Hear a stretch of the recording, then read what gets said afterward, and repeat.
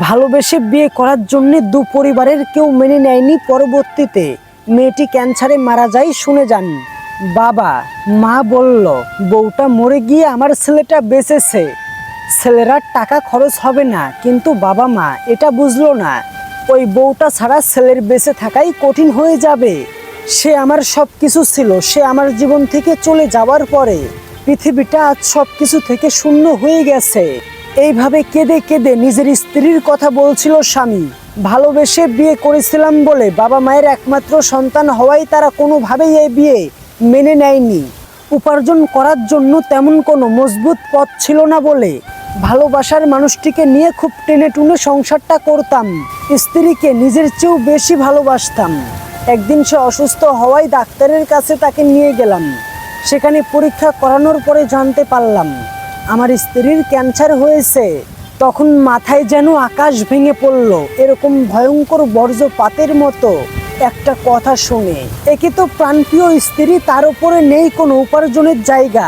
এত ভিআইপি রোগের চিকিৎসা কিভাবে করব আমি কিছুই বুঝে উঠতে পারছিলাম না।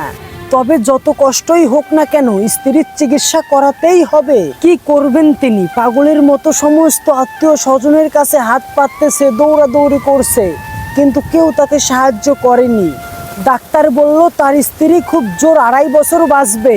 এই কথা শুনে ছেলের বাবা মা একটা পয়সাও দেয়নি, বরং ছেলেকে বলেছিল মরেই তো যাবে, এত টাকা খরচ করার দরকার কি। নিজের বাবা মায়ের অবলীলায় বলা কথাটি বুকে ছুরি মারার চেয়েও বেশি আঘাত করেছিল। এই কথাটি স্বামী বলেছিল, তাকে তো আমি 2.5 বছর কাছে পাবো, আমার জন্য এটাই অনেক। এই 2.5 বছর আমি তার জন্য সব সময় লড়ে যাব। তার সাথে কাটানো একটা মুহূর্তও আমার কাছে অনেক দামি। এরপরে শুরু করেন জীবনের কঠিন লড়াই। অনেক কষ্ট করে, পরিশ্রম করে স্ত্রীর চিকিৎসা করাতে থাকেন তিনি। স্ত্রী দিন দিন দুর্বল হয়ে হাড্ডিসার হয়ে যেতে থাকেন।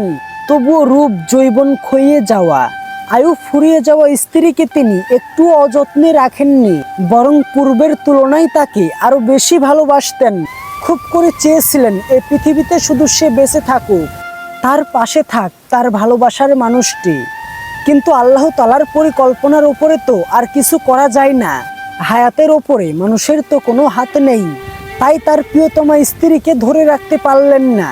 তারই জন্মদিনের দিন তার স্ত্রী তাকে ছেড়ে দূরে চলে গেছেন। বহুদিন হয়ে গেছে স্ত্রী চলে গেছে, কিন্তু তার সাথে আজও হৃদয়ে ভালোবাসাই গেঁথে আছে সে। এক মুহূর্তের জন্য, এক রাতের জন্য স্ত্রীকে ভুলতে পারেননি সে। ফুপিয়ে ফুপিয়ে কান্না করতো সে প্রতিটা রাত।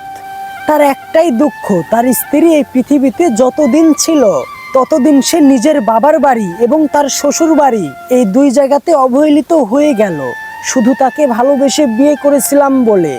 আজ আল্লাহর রহমতে তার স্বামীর অনেক অর্থ সম্পদ, কিন্তু তার জীবনের সবচেয়ে মূল্যবান সম্পদ তার স্ত্রী আজকে তার পাশে নেই। তিনি চান তার স্ত্রীর নামে একটা এতিমখানা তৈরি করতে। তিনি কেঁদে কেঁদে বলবেন তার অসুস্থতার সময় সে অসহায় অবস্থায় যাদের দ্বারে দ্বারে গিয়ে দৌড়েছিল, তাদের সামর্থ্য থাকা সত্ত্বেও তারা কেউ আমাকে সাহায্য করেনি। স্ত্রী বেশি দিন বাঁচবে না জেনেও ন্যূনতম সহানুভূতিটুকুও স্ত্রীকে দেখায়নি, বরং তাচ্ছিল্য করেছিল। আজ তাদের বিপদে আমাকে লাগে, কিন্তু আমার অর্থ আজকে তাদের জন্য ব্যয় করতে চাই না। আমি আমার স্ত্রীর নামে এতিমখানা করব, যাতে আমার স্ত্রী পরপারে শান্তিতে থাকতে পারে, সেখানে যেন আর তার কোনো কষ্ট না হয়।